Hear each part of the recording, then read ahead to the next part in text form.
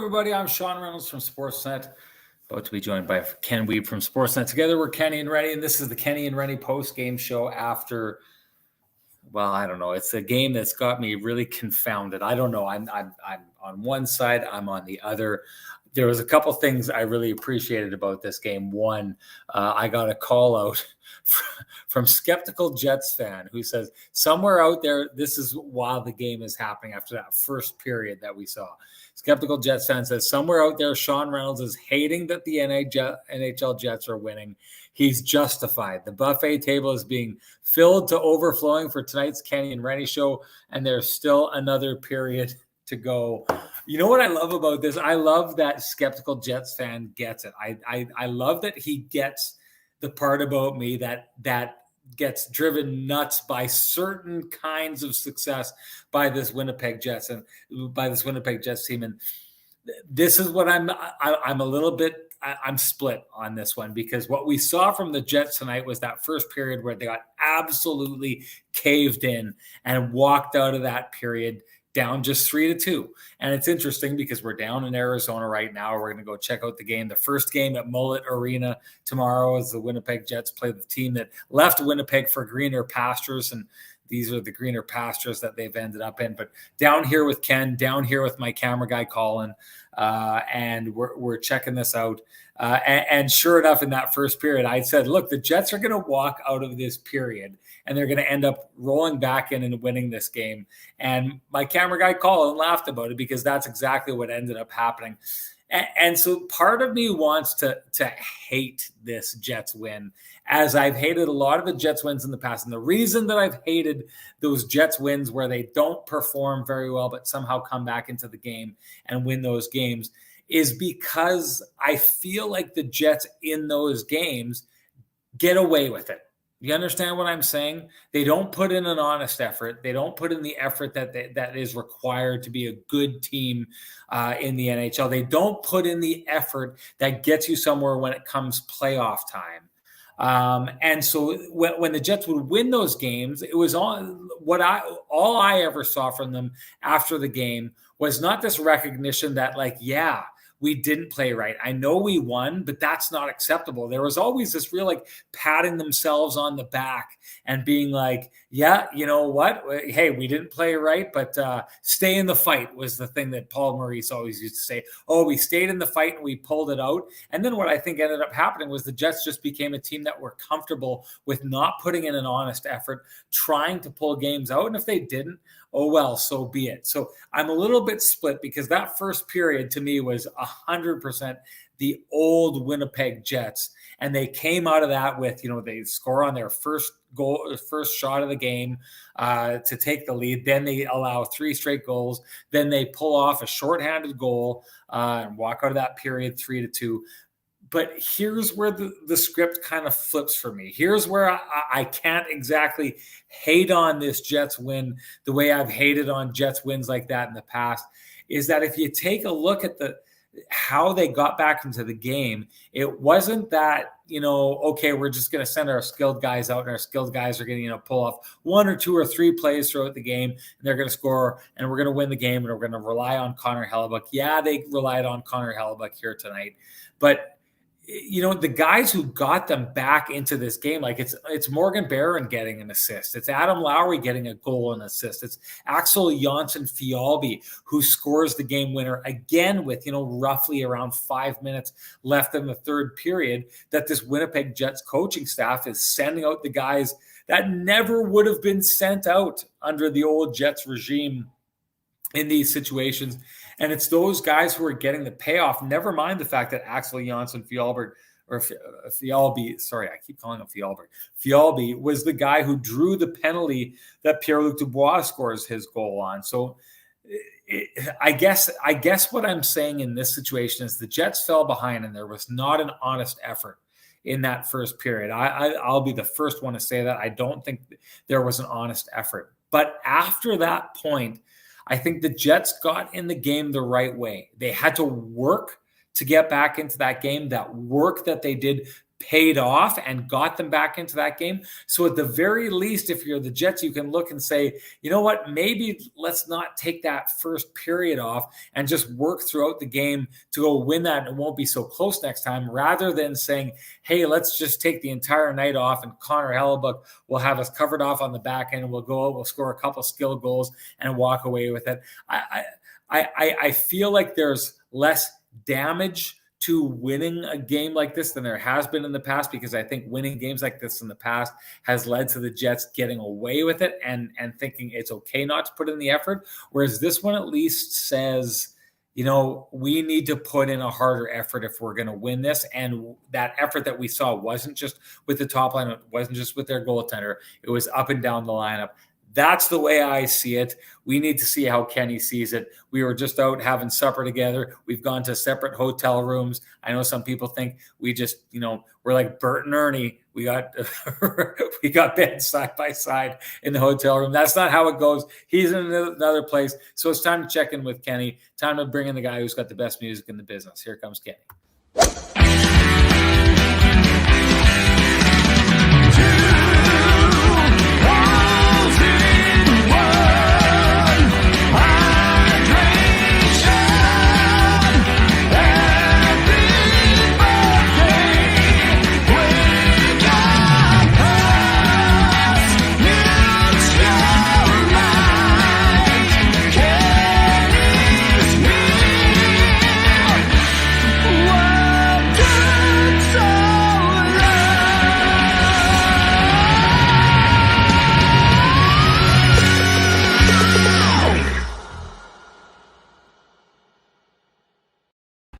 Ken, Winnipeg Sports Talk in the chat here, and they've nailed it. If there was an Ernie, you're the Ernie. I'm most definitely the Bert. I absolutely love it. Ken, great to see you. Great to be seeing you down here. Great to be on the road with you again. The trifecta, you, me, and our camera guy, Colin, here to cover a great story tomorrow as the Jets play the first game against the the Arizona Coyotes in Mullet Arena. But before we get to that, we got to get to this game here. I know I took a little bit of time. 7:40, we're already Holy smokes. Here. My goodness, there is some food left on the buffet table, and it's time for Kenny to feast. What'd you see here tonight, Ken? Yeah, you're leaving me like a caged animal here, Sean, and I know it was intentional. So after all, you know, complaining about who would get the last scoop of the Brussels sprouts and the mac and cheese earlier. Right. So, hey, I don't have a problem with your take, really. I mean, I think that one thing I would say, the Jets were obviously outclassed in the first period. They were asleep at the wheel, and getting outshot 16-1. That is no laughing matter for the Winnipeg Jets.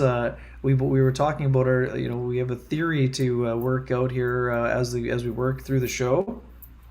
This is the second time the Jets had a pretty tidy effort, followed by a couple of day break between their next game, and came up with a bit of a dud. And I'm with you. I mean, this is nowhere close to it's funny. I mean, recency bias can sometimes be a real thing. So we talk about the St. Louis Blues game being a template or a blueprint, if you will.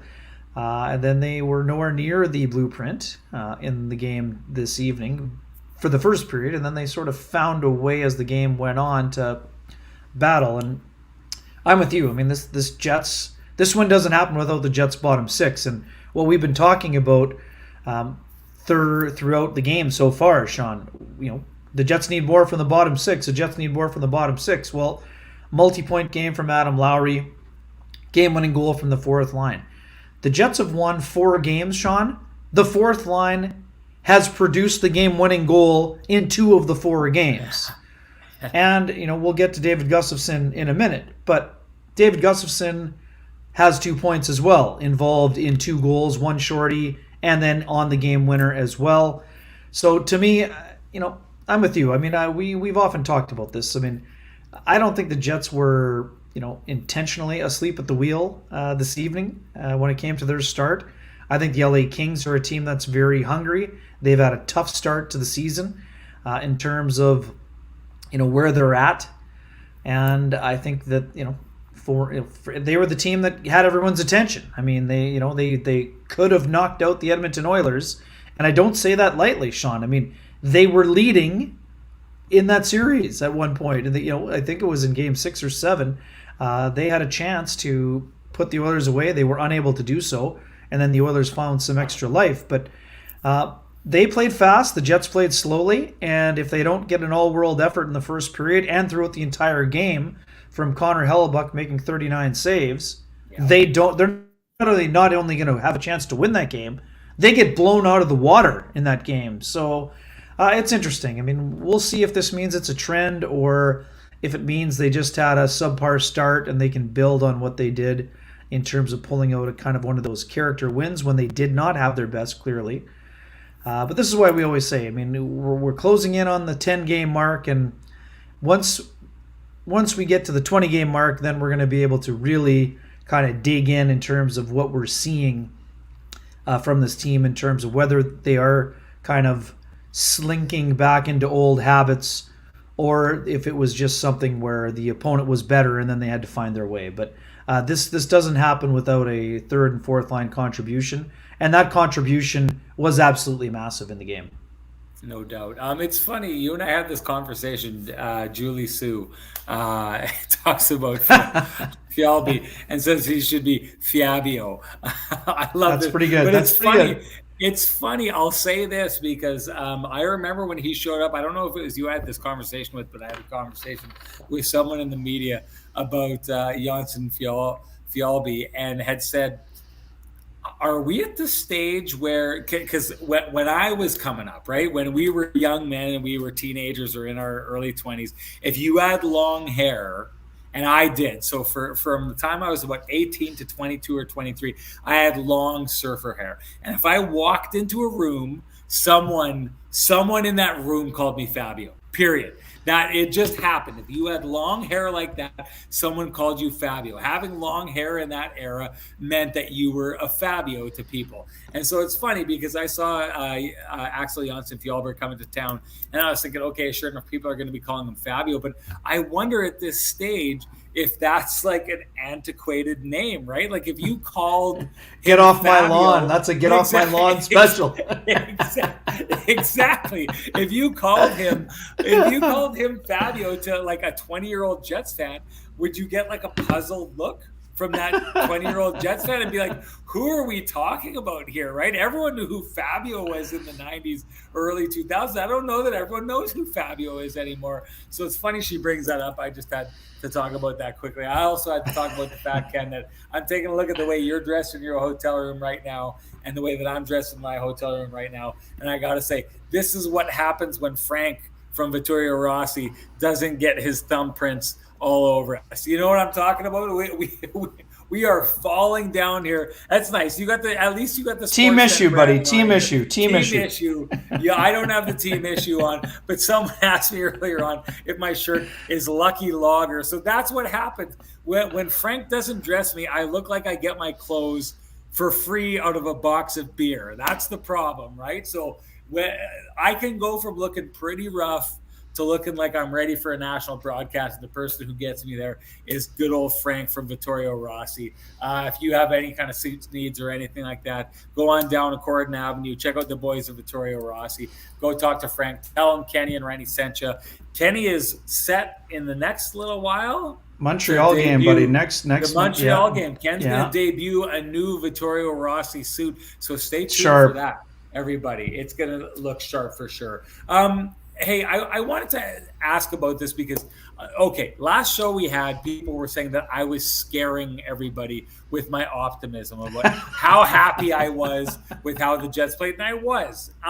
I noticed that I went on Winnipeg Sports Talk the next day, and we had that conversation. I started seeing some people talk on Twitter, and they were saying that maybe the media had fallen a little bit too in love with that game that the Jets had played. Now, I take a look at this game here tonight, and I think those people had a reason to say that because one of the things that we don't know about this Winnipeg Jets team, and one of the things that they struggled with last year, there would be games where they looked like they had things in order, and then you didn't know what was happening with the next game. And you and I talked about it on this show, and I'd said it. I didn't know what to expect from that Jets team last year. I never knew which version of the team was going to show up. And so I wonder about tonight's game, whether or not it's a sign that they're overcoming their old ways, or if it's a sign for a team to get caved in as badly as they got caved in the first period and escape that first period. And escaping that first period with 2 goals is probably the reason that they're able to win that game in the end, despite the good effort after that. But are you concerned at all at this stage about the Jets' consistency?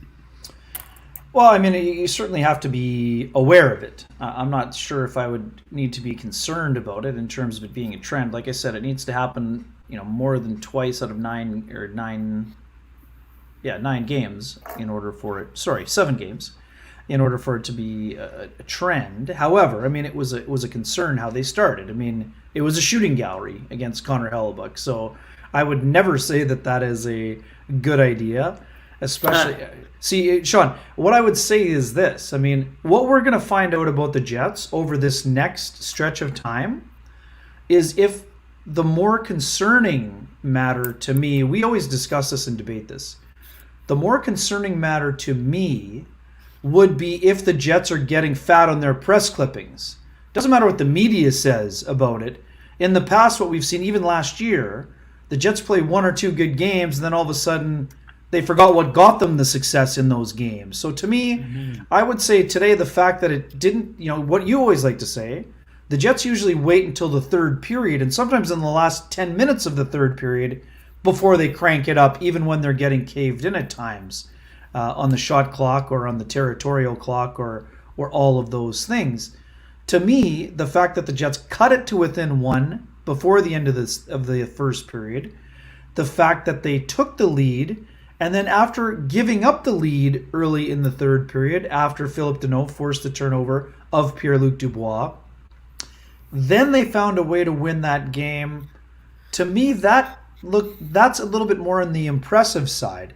That doesn't mean that they've solved all those issues or won't revert to some of those other things. That's a pretty good one. So Sean, what I'm saying is I see growth more than I see cause for concern, although there is still some cause for concern, as Nate Schmidt pointed out on his post-game media that was aired live from Los Angeles with Jeff Hamilton and Ted Wyman providing most of the question asking there. So, I mean, there's a lot to take care of there, Sean, but it's interesting. I think that the fact that the Jets are getting these type of contributions. So, at dinner we were talking about Adam Lowry. I mean, last year Adam Lowry had a really, really tough start to the season. His first half numbers were not good enough for a third-line player. And we know that Adam Lowry's job has always been more than just putting up points. But now Adam Lowry is up to, what? He's up to 4 points in 7 games. Or is it 5 now? Yeah. It's 5 now, right? Because he had 2 points in the game. Either way, Morgan Barron, what we talked about earlier in the year, Morgan Barron had some chances but wasn't converting. Today he gets an assist, and then he provides an important screen on the Nate Schmidt goal. So now the third line's feeling into it, right? Now, we talked about Axel Jonsson-Fjällby. When you get claimed off waivers, Sean, you need to show your new coaching staff what you can do.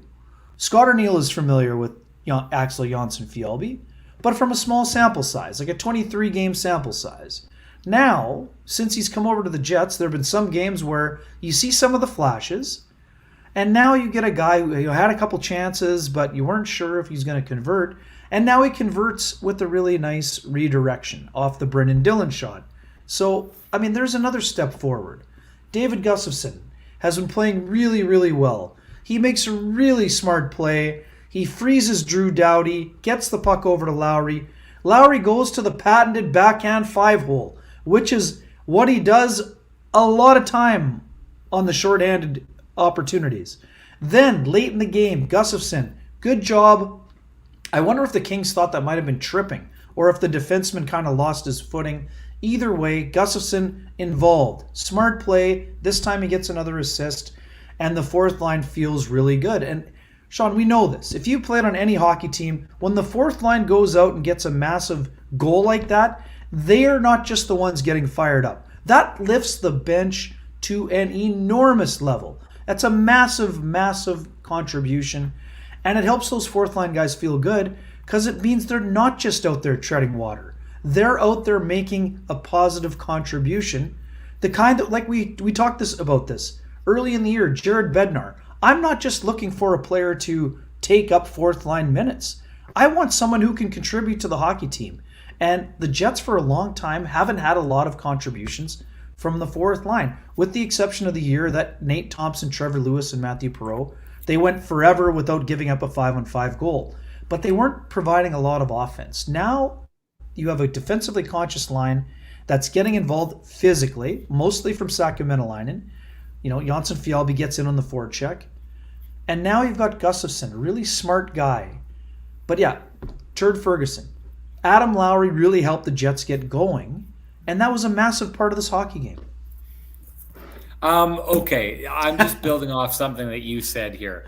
You talked about the Jets getting fourth line contributions for the first time in a long time. Hey, you know what? Before we go there, I know that's a good segue, but we should get into it. It's time to do the Lamplighter. And before we do the Lamplighter, I want to hand out the Lamplighter winner from our last show. We had a ton of entries. Leighton Janis wins our Lamplighter 8-pack this last time. Leighton Janis, I haven't seen him in the chat. So here's the way it goes. If you talk about it in the chat, and I'd like you to do that right now because Kenny's about to give his Lamplighter. If you drop your Lamplighter into the chat here, you're entered. That's all you got to do. You got to say, hey, this is what I thought was the best goal of the game. But you better call it a Lamplighter. That's all I got to say about this. But you tell us what your Lamplighter of the game was. You're entered. Leighton Janis, I haven't seen him in the chat here. So I'm going to set up this rule. I think this is going to be fun. So Leighton Janis, you better listen to this. You better listen to it on the podcast afterwards or check it out on YouTube afterwards if you're not here right now. Leighton Janis is the winner of our most recent pack, but he hasn't left us an email to send him the winning voucher. So he's got to get a hold of us. He's got to either DM you or I, Ken, on Twitter, or get a hold of us one way or another. And if he does that, he's going to get that. But this is what I'm setting up now. If people don't claim their 8-pack of Lamplighter Lager, then it rolls over. And then that means next show, and if Leighton Janis doesn't figure this out and send us his contact information, that means the next show, someone is winning a 16-pack of Lamplighter Lager. So that's the way we're going from right now. But we had a ton of entries. There's a ton of ways you can enter. The quickest and most direct route is for you just to leave your Lamplighter in the show here right now. Other than that, you can DM Ken on Twitter or DM me on Twitter. Mention us on Twitter and throw it in there. Send it to our Instagrams. You can leave the comments if you watch the Kenny and Renny YouTube show after the fact, and leave your comments in YouTube below that. You can do it there. But that's how it's going to go. And I pass it over to you, Ken. What was your Lamplighter of the game? Yeah, there we go. For once in a while, Kenny's water bottle and I agree completely. The Lamplighter. He's all over the place. He's all over the place. Him and I had it out last show. Yes, indeed you did. But Kenny's water bottle is bang on. It's the play by David Gustafsson to force Drew Doughty into a tough defensive position where he freezes him, gets the puck over to Lowry. Lowry going to the backhand through the 5-hole. To me, that's my Lamplighter. I know Marshall does not agree. Also, obviously, the Janssen Fialbi redirection off the Brendan Dillon shot is the most important goal of the game. But to me, the flashiest goal of the game, and the goal that was essential for the Winnipeg Jets after falling behind 3-1 after scoring first, is the Lamplighter of the game for me.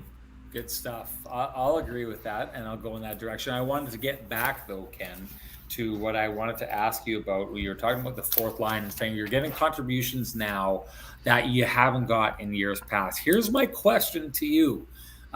We talked about in that it just always stands out to me so much, that first game of the year, under 5 minutes left, Sam Gagner, and it's about with the fourth line, scores the game winner. You talked about the game winners being scored by the fourth line. What does it say? The best. That was the pass to Dylan DeMello that was fired off the sun. Oh man, North End. He was trying to go top bunk, and he went over the top. And North End Rick was sending me a message. He was perturbed by him missing. I will say this, David Martino. I think because of the angle where the camera was, it looks way worse. That it looks like the high wide left, but Yeah, I think it's a closer attempt than it looks. But yes, Jonathan Quick was not even in the vicinity of the three quadrants of the goal. That was one that needs to be buried. But obviously, nobody feels worse about that than Dylan DeMello. I just had to throw this out. Eric Horleifson entered himself into the Lamplighter draw, rightfully so, because he's already won an 8-pack. He sent me a message, Kenny, to say he went down today to go pick up his 8-pack of Lamplighter and was super excited about it. Walked in and started smelling the pizza that you and I have both experienced there. Picked himself up a pizza and went and took it home. I can't think of a more perfect night. Taking some Trans Canada Brewing Company pizza and some Lamplighter lager home to watch the game. That's absolutely phenomenal. That's good stuff right there. Ken, before we go too far, I wanted to ask you also about your Johnson Group got you covered play of the game. What do you got? Oh, I mean, I know you used it earlier on, but I mean that's it's got to be Hellebuck. I'm sorry. I mean, like he literally picked up his entire team and put them on his back for the first period. I mean, Nate Schmidt basically said after the game that, I mean, at some point you look at yourself and say, "Come on!" I mean, you can't waste an effort that is that strong from the netminders. So, to me, it's got to be Hellebuck. No play specifically. Well, you know what? Let's drill down on the specifics. I mean, this save on Adrian Kempe. I mean, it's literally comes fewer than 10 seconds before Blake Wheeler pumps it into the empty net. The Kings are shorthanded, but they pull their goalie to get the extra attacker. It's a 5-on-5 play. Kempe is wide open on the back door.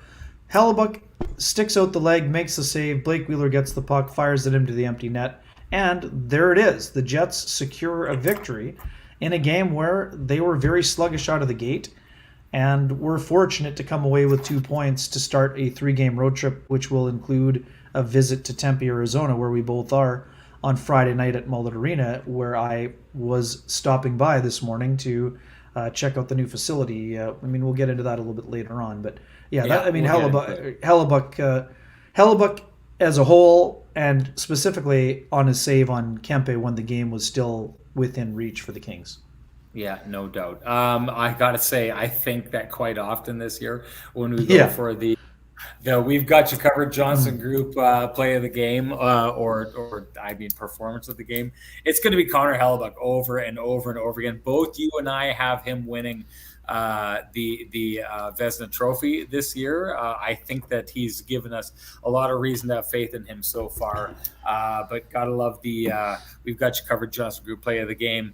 Talking about Johnson Group, you won't find two businesses with the same challenges, but you will find 30,000 businesses with Chambers Plan employee benefits, proudly administered by our friends at Johnson Group. Chambers Plan is Canada's #1 plan for employee benefits because it evolves with the way you work and live. The plan is run as a not-for-profit designed specifically to support small businesses, and its unique pooling strategy keeps rates stable so you won't have any surprises at your next renewal. Chambers Plan now comes with professional consulting on key financial, legal, and HR issues, and Teladoc telemedicine services are included with every health option. See how Chambers Plan can benefit your business by visiting chamberplan.ca. The Johnson Group, the Kenny and Renny OGs. Gotta love those guys. And just a reminder, if you haven't done so already, give us your Lamplighter of the game, Trans Canada Brewing Lamplighter Amber Ale. We got the juice. My kids are into that corn song. Do you know what I'm talking about? The It's Corn. My oldest daughter can't stop singing it. Every time I hear it, I think Lamplighter. We got the juice. If you haven't been to Trans Canada Brewing Company, go join them at their tap room at 11290 Kenniston. Absolutely phenomenal space. Like Eric Horleifson was saying, oh boy, you walk in, you smell that pizza, you're not going to be able to walk out without one. We can't wait. We're going to have 4 events there this year, and we're going to hopefully meet. We got to lock those dates down, but we're going to have a couple live Kenny and Rennies. We'd love to see you all join us there. I wanted to dig into this a little bit. Ken, like we had talked about like the fourth line contributions, and you'd said the idea about them contributing more. I don't know. I guess I'll say it like this. I want to give Axel Jonsson Fjallberg credit. I want to give Fjallby. Come on. Let's end this habit right now. End it. Snuff it out. Hey, there's one way to do it. You got to tell me to do it, though. How do you do it? Wake up, Sean. Wake up. Let's go. Wake up on this. Hey, I'm like Rick Bonus. I got to hold you accountable, Sean Reynolds. Get that name right. Let's go. Fialberg. I had a Mr. Fialberg. Fialby. I know, Fialby. but I had a Write it Mr. out 100 Fialberg. I times. had a Mr. Fialberg in high school. That's the problem. He was a gym teacher. That's why I keep going down there. Fialby. So we got Fialby, Menelainen. We've got Bear in there now. And a lot of people are giving credit in the chat room about Kevin Cheveldayoff building a better bottom six than he's had in years past. But is it a better bottom six, Ken? Or is it just performing better because they're finally being given the opportunity to take a piece of the pie that was not provided to them under the old coaching regime? Because I'll be honest with you, I'm going to let you answer the question the way you want it to, but I can't say definitively that the Jets don't have a better bottom six than they've had in years past, but I can take a look at the bottom six and feel like I've seen enough to know that maybe, just maybe, they're performing better because they're being given the opportunity to perform, which never happened really before this. Yeah, see, I would disagree on the third line part. I mean, Adam Lowry's line has had an important contribution for years, so in that part of it's not really that new. The newer part is that Rick Bowness and Scott Arniel are leaning more on the fourth line. So, I mean, is David Gustafsson more ready than he was this year than last year? Slightly, but Gustafsson's problem last year was health. It had nothing to do with his ability. I mean, you and I both thought at training camp that David Gustafsson was probably ready to be on the team last year. He just didn't get the opportunity to do so. So yes, opportunity is important, but I mean the Jets also have two players that haven't really solidified themselves as NHL players. And I mean, some people would throw Gustafsson in that as well because he hasn't had, he still hasn't had 50 games in the NHL. Menelainen coming back from playing overseas. I mean, Janssen Fialby, 20 plus games in the NHL. I mean, that's not a lot of games. So, are they definitively better than the best fourth line the Jets have ever had? Well, I mean, we can't know that after 7 games. But what we do know is that their opportunity has been provided, and they've done a nice job with the opportunity so far. Can they continue to do that? Well, that's the thing, Sean. They have to. I mean, Paul Maurice talked for years about needing more from his fourth line, but he didn't give them the opportunity to get more on a lot of occasions. So it'll be interesting. I mean, like I said, we know that one of the things going into the year was that the fourth line was going to have to play more. Rick Bowness talked about it pretty much with regularity. And now the Jets coaching staff has reinforced the need for that. And it's easier to do, Sean? It's a lot easier to play your fourth line when they are contributing. So I get it. I mean, I'm familiar with fourth lines and the ability and the need for fourth line contributions. When the fourth line is contributing, of course it's easier to play them. But I'm with you. I mean, it's chicken and egg. I mean, opportunity has to be there, but you also have to force the opportunity. Like it's one of those things where I don't think it's, we always talk about Rick Bowness not liking the shade of gray. That's how it always is with fourth liners. You can't automatically give them 12 minutes if they aren't earning it. So if you're in a fourth line situation and you're getting 6 minutes, do something that forces the coach to play you 8 or 9 minutes. And I know that's not an easy thing to do when you're not in the rhythm or the flow of the game.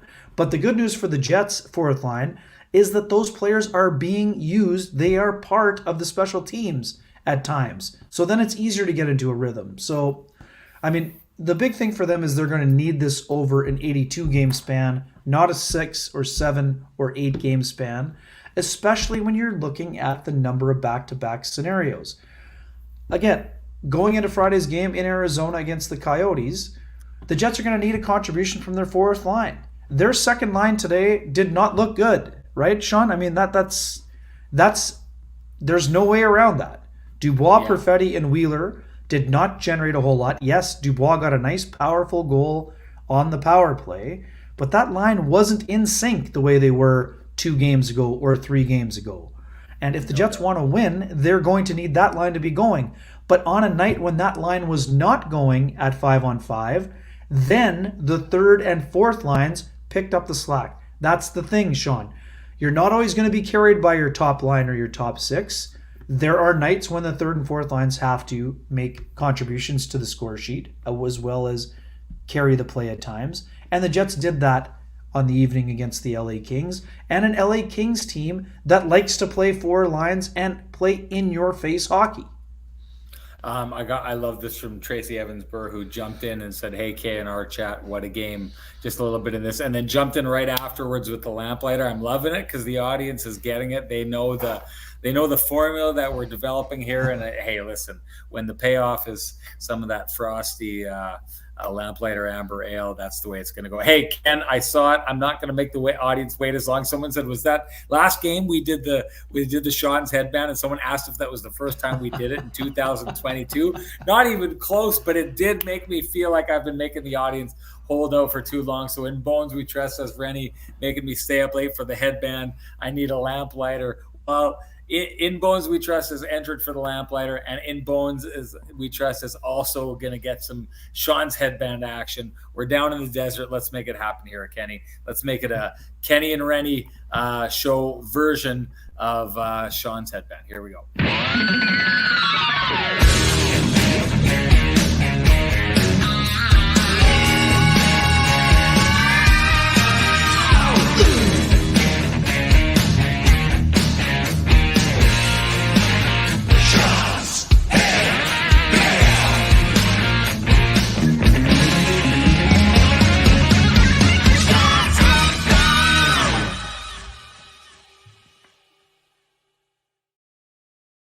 All right, Kenny, before we go too far and move on to the next topic, I just have to say, I think you are totally right with your last comments when you talked about it being the chicken and the egg argument. I think you're entirely right, because you're right. One thing that the third and fourth lines have done this year that have paid off for them, and the reason why as a coach you keep feeding them and giving them opportunities is because they've capitalized on the opportunities. But I can't imagine a scenario in the Paul Maurice regime in which, with under 5 minutes left, even if we go back to the Nate Thompson and Trevor Lewis line and Matthew Perreault, that line that he really trusted, I think that's a line that if they're protecting a lead, he sends out with under 5 minutes left to go. But I don't think there is a world that existed in which, in the Paul Maurice regime, that the fourth line was heading out with under 5 minutes later to try and win a game. So I have to say, I agree with you, and you're gonna counter this, and I love that you're gonna do that. I agree with you, but I have to say, I think that the what we're finding here is, and this is why I find it's a debate. Yes, it's a good top six. Yes, we should give, bottom six. Yes, we should give Chevy credit for building that bottom six. But this bottom six is being given an opportunity to show what it is capable of doing in a way I don't believe a bottom six in the Paul Maurice era was given an opportunity to do, to show what they were capable of doing. And who knows, maybe they were capable of doing it. The one thing I will say is I absolutely really love about the coaching staff here has said, we need all four lines to be going throughout this year if we're going to get anywhere. And right away, if I'm a fourth line player, I'm now more invested in this team, because this team is going to succeed only if I contribute. That's what I hear from the coach. I don't think any Jets iteration heard that from the coaches before this last year. And that's why I think it's different. Yeah, I mean, this is something that we sometimes forget. I mean, at one point, the Jets' fourth line was Brian Little with either Jack Roslovic or Joel Armia and Matthew Perreault. So, I mean, that line played for Paul Maurice and for the Winnipeg Jets. It was not their normal fourth line. It was not their regular season fourth line. It was after the trade for Paul Stastny. I mean, the other year, I think they got Yuri Talusti down there for a little while. I mean, that was earlier on, I think, in the iterations. But would they have ever used those lines to score your way back into a game, to score game-winning goals? Well, I mean, like I'm saying, I mean, Brian Little was not a fourth-line player. So, I mean, he was still playing 10 to 12 minutes. I mean, the Jets also didn't send Gustafsson over the boards for that line to score the winner today. They just happened to do so because they had been putting together productive shifts. But, I mean, your point is still well taken. I mean, the Jets hadn't been relying on their fourth line to do much other than eat up ice time. And like Paul Maurice often used the word treading water. I mean, do more than just tread water out there. Well, the fourth line is doing that right now. They're not just treading water.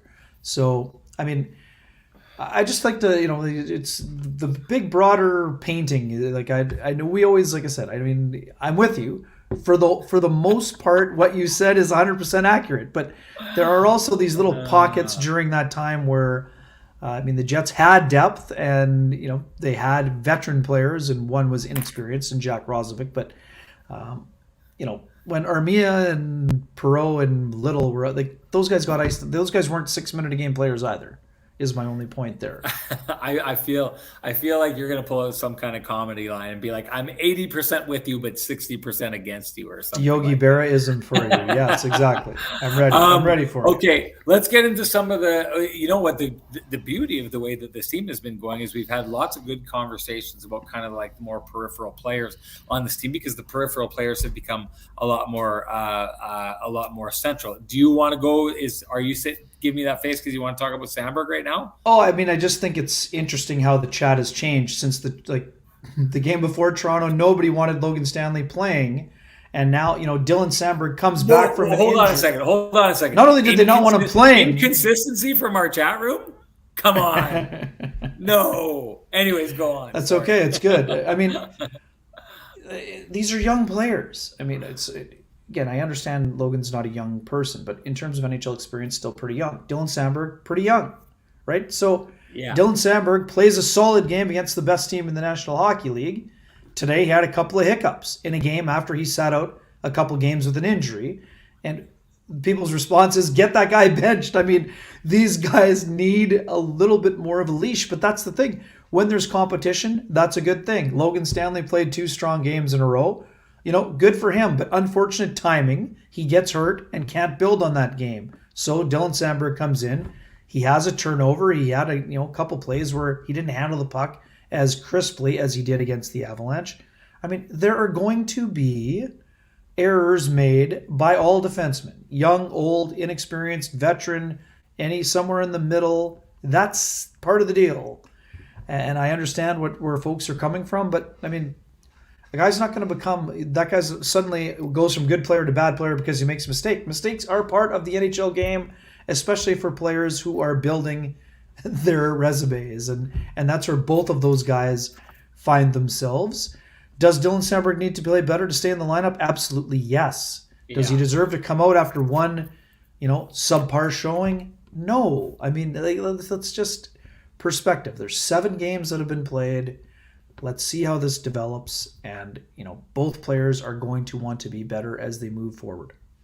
You know, I think you bring up a pretty good point, and I think it's something that people need to see. Like, if you take a look at a guy like Dylan DeMello, who I think has shown up and just been like a quiet performer, never mind the fact that he missed a wide open net tonight. I know with the recency bias is going to have people kind of like, nails on the chalkboard when it comes to him. But like, how long did Dylan DeMello kind of play in and out of the lineup for years with the San Jose Sharks, right? On a really good roster where he learned stuff from a lot of really good defensemen on that team, but didn't just step into the NHL. Like, I think that's what everyone is expecting is it's like a guy is a young guy. He makes it out of training camp and he's in the lineup, and then that's it. He's an NHLer until he's old and he falls out of the league, right? If you take a look at a guy like Caden Gooley in Montreal, that's how it's going to be for him, right? But that, everything I hear about him is he's going to be a star, right? He was a star in waiting. They developed him properly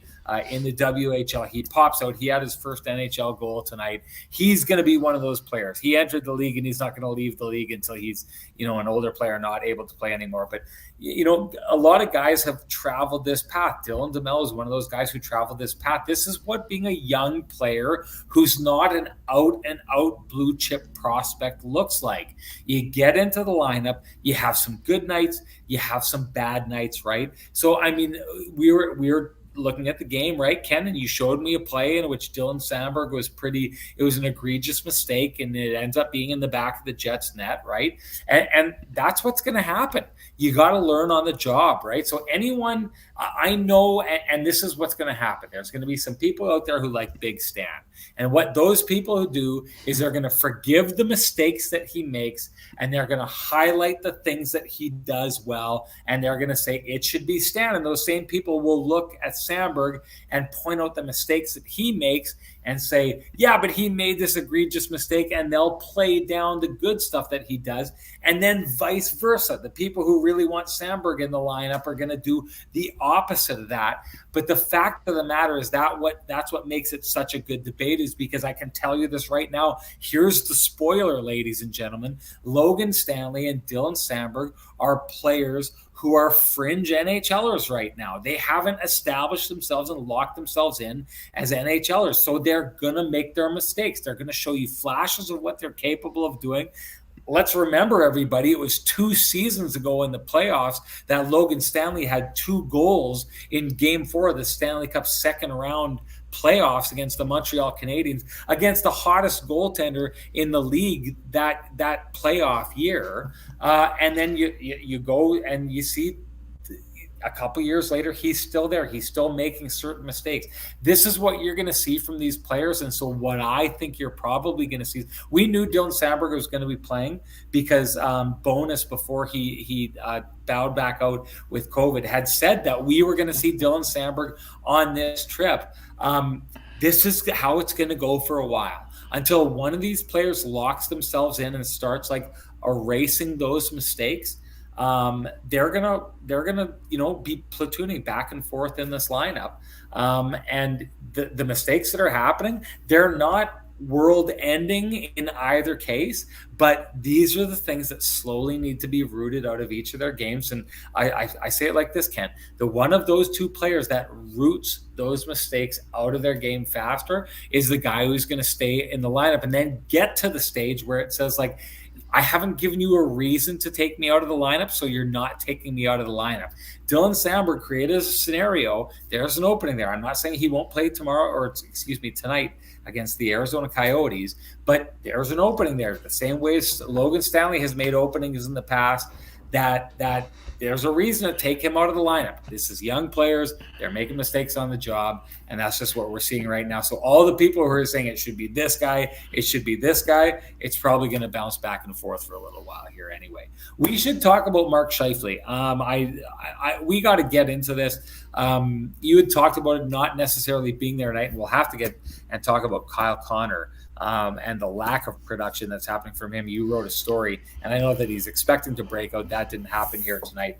But, hand it to Mark Scheifele. I thought it was another good night for possession for him, for pushing the pace, but also just being that guy who is like showing up time and again on the scoring sheet, which I do think is invaluable when you're a guy that a team counts on to score. He's not scoring in bunches. He's not putting up 4 points a night the way Connor McDavid does, but he's showing up enough that he's, basically a point per game player.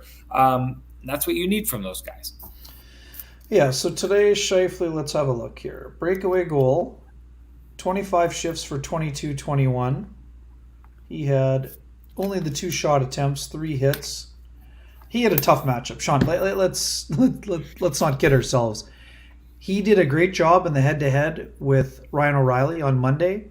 Today he had another one of the toughest matchups in the NHL. Anze Kopitar is one of the best two-way centermen still in the game. And if that matchup's not working, Todd McClellan says, hey, Philip Deneau, why don't you take a jump over the boards and see how you do against Mark Scheifele? So, pretty goal in the breakaway. It's important. Scheifele has been producing. He's got 5 goals already. I think Connor McDavid is leading the NHL in goals. Mark is among the league leaders. It's an impressive start for Mark Scheifele, and his effort in all 3 zones has been improved. People, they see the slightest thing in Scheifele right now, and they're, Scheifele's not trying. Come on. The effort is there. There's no disputing it. Are there going to be mistakes? Are there going to be times where he's not as ferocious on the back check as he is on the forecheck? It's still going to be happening. You don't become a Selke candidate overnight. And Scheifele is probably never going to be a Selke candidate. But to suggest that he's reverting back to old habits or not trying, that's simply not true. That's wake up material for people who are thinking that. There's always going to be areas of his game that need improvement. There's always going to be areas of almost every player's game that need improvement. But what we've seen is that Mark Scheifele is bought in to the coaching staff, to the system that's being played, and his effort has been a really high at a very high level so far. And the Jets have needed it, especially with Kyle Connor off to a slower start in the goaltending department. I mean, Goal scoring. goal scoring, yes. I mean, Yeah. it's surprising. I mean, 1 goal in 7 games, that being an empty netter, that's a surprising start for a guy who has been money in the bank, That's a good point. He hasn't put one past the goalie yet this year. Yeah. money in the bank for multiple seasons here, 30 and 40, and like thought he might be at the 50 goal pace this year. He still could get hot. He gets a hot streak, like I said, like I wrote. I mean, he's a streaky scorer at times. But the thing about Connor is that he's diversified his game. He goes to the hard areas, and he isn't just relying on his one timer or his quick release to score in one particular fashion. He talked about that when we talked in Banff earlier this month. I mean, he knows that if as soon as you score a goal one or two one way, or you score the same way twice, that video is out there and it's being shown in every single pre-scout. Mm-hmm. This is what you need to watch out for. So when you're getting that level of attention, it's hard to score. I mean, but Kyle Connor has consistently scored. I wouldn't be concerned if I were Scott Arniel or Rick Bowness. Kyle Connor's not suddenly going to be hovering at a 5% or less of a shooting percentage. That's just not going to happen. He's too good. So if you're the Jets, would they like that to happen sooner? Of course they would. But I don't see frustration from Kyle. I saw him put together some of the most dangerous games that he's had so far this year against Toronto, against St. Louis. I know today maybe not quite as dangerous, but I don't think that's a huge cause for concern. But I mean, when it goes to Scheifele, let's be honest. No, I don't think even the most staunch Scheifele enthusiast, Sean, would have had Mark down for 5 goals in 7 games. I just don't think that it's a high pace. I mean, it's a ridiculously high pace. But the bigger development for Scheifele is not just scoring goals. It's what he has been doing with his all-around game.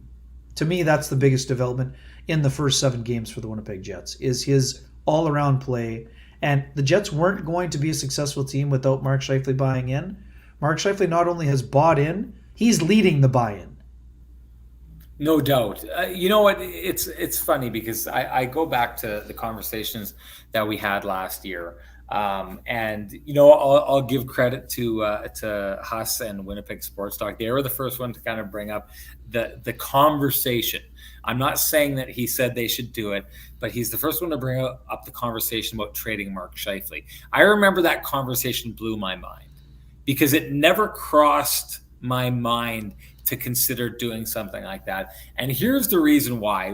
We've seen, you know, and this is going to be a little bit of reiteration. People will have heard a lot of this from me before this year, but Mark Scheifele is a guy who scores a point per game in his sleep, right? He's just a built-in point per game player, has been for a really long time. Now, the one thing about last season is we all know Mark didn't have a good year defensively.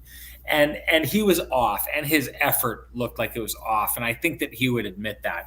But what I saw from Mark Scheifele was a player that didn't put in the effort that was required to properly, you know, be a center and lead a good team in the NHL, still managed to pull off a point per game season, which tells me he's got such innate offensive instincts that no matter how he plays the game, he's going to put up the points.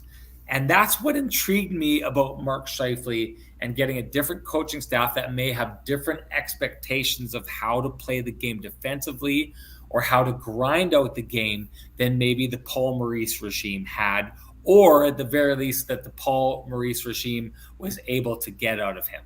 What I take away from this is and we talked about this, Ken. We talked about it at the beginning of the year. Players like Jason Robertson and Joe Pavelski with the Dallas Stars were players that were able to put up really, really good numbers on the Dallas Stars team while still being a really, really good defensive team. And what I saw with Mark Scheifele, and have always seen with Mark Scheifele, is a player that if you could get a coach to get him to buy in defensively and play a little bit harder on the other end of the ice, I don't see him as being one of those players that needs to sacrifice on the offense in order to pull that off. He just seems to, like I said, have this innate goal scoring, point producing ability that just kind of happens when he gets on the ice.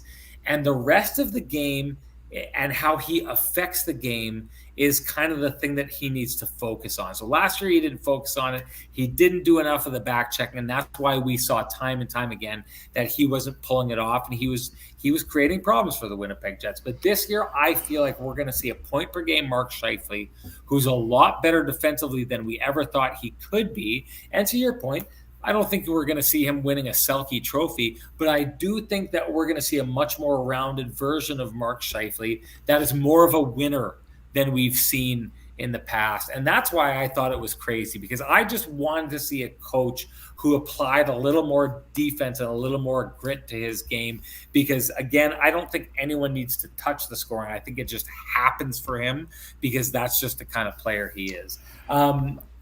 Just wrapping that up, I mean, I'm going to give you a stick tap here. I know you're not used to this, but I was listening to when I was picking up a few groceries this week, I was listening to you with Hustler on Winnipeg Sports Talk, and I think you encapsulated it pretty well. This is Mark Scheifele's Steve Yzerman season. Yeah. It's not a humongous sacrifice of offense, but it's a commitment. It's a commitment to the greater good for himself and for the Winnipeg Jets. So the greater good means that Mark is willing to make a few sacrifices in terms of maybe cheating for offense.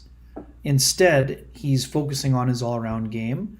He openly said in preseason, after his first game, when his entire line got called out for shift length, that he wanted to be coached.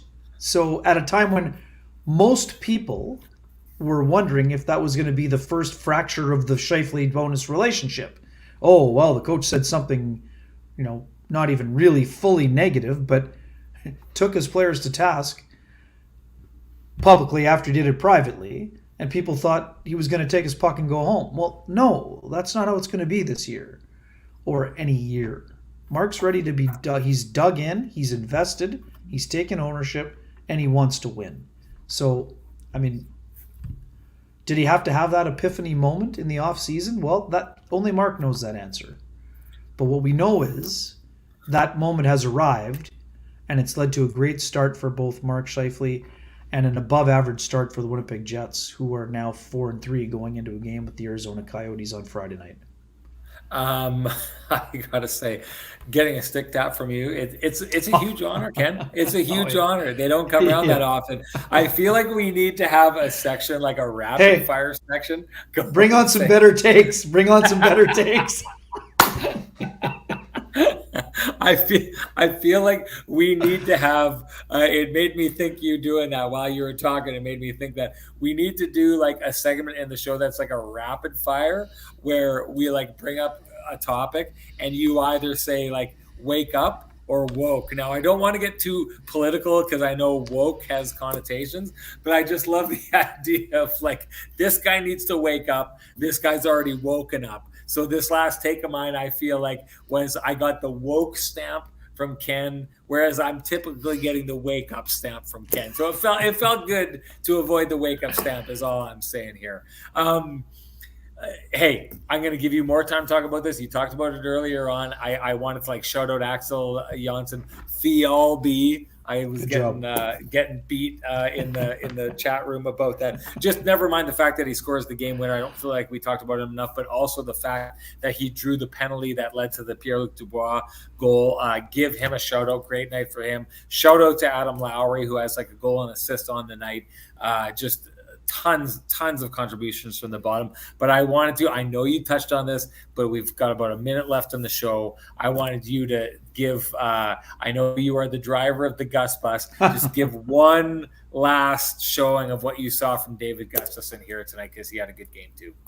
Well, it turns out that the official scorers need to wake up, because Gustafsson did not get a point after getting the puck back to Brendan Dillon at the point after winning the battle in the corner. I guess they're calling that possession for the Kings defenseman. Anyways, David Gustafsson, 18 shifts, 10-17, 809 at even strength, 208 while shorthanded, 3 block shots, 80% in the circle. Again, another solid performance. by David Gustafsson. Doesn't matter to me if he only got the one assist on credit. That goal Yeah. doesn't happen without his forecheck there. I mean, Gustafsson is building confidence. And when you build confidence, you can make a contribution. This is a guy who's always been a smart player. He's always been the type of guy who makes people around him better. He has rarely had, eye-popping offensive seasons, Yeah. but he's always had an impact on the hockey game. Whether that was with the Manitoba Moose, with Sweden's World Junior teams. This is a guy that he's a fourth line player right now, but he can grow into more than that over time, whether that means moving to the wing with Adam Lowry or whatever else happens. But this is a guy that is an important part of the Winnipeg Jets team, even though right now, in the previous years, you wouldn't be calling fourth line guys, big contributors. I mean, he's not a big contributor yet, but he's already earned his contributor status, and he needs to keep rolling. And he's just a guy who puts his head down, puts in the work, and every now and then the contributions are happening. All right. Waiters was hoping for 2 a.m. We're close to it there. I got to call him to right here. We're not going there. We got stuff we got to do. We're working. But I got to say, I'm looking at our numbers here, and I am Awesome. damn happy and proud of the crew that we got here listening, of the engagement that we have. I know that that Lamplighter beer sells itself, but we love that you all take part in it. Thank you so much for joining us. If you haven't subscribed to us yet, I don't know what you're waiting for, but make sure you subscribe and leave some likes. It just helps us reach different people and increase the chat room and the fun that we're all having here. Really appreciate it so much. Ken, great takes as usual. I'm going to take that stick tap every day. I don't know if I'll be able to earn it every day, but I'll take it whenever you're willing to dish it out. Thank you so much also to our sponsors, the folks at Vittorio Rossi, Trans-Canada Brewing, and of course the Kenny and Renny OGs at the Johnston Group. We've said this before. I'll say it every single show. If you appreciate the conversations that are happening in our market like this, please appreciate and help support our sponsors who are investing in making these conversations happen. They wouldn't be happening without them. So thank you so much to them. Thank you to the chat room who rocked it as always. We appreciate that. And we're going to be right back at it tomorrow night after a very interesting game. The Jets play the first ever game against the Arizona Coyotes in the Mullet Arena. It's going to be a fun one. Make sure you come join us. Have a great night, everybody.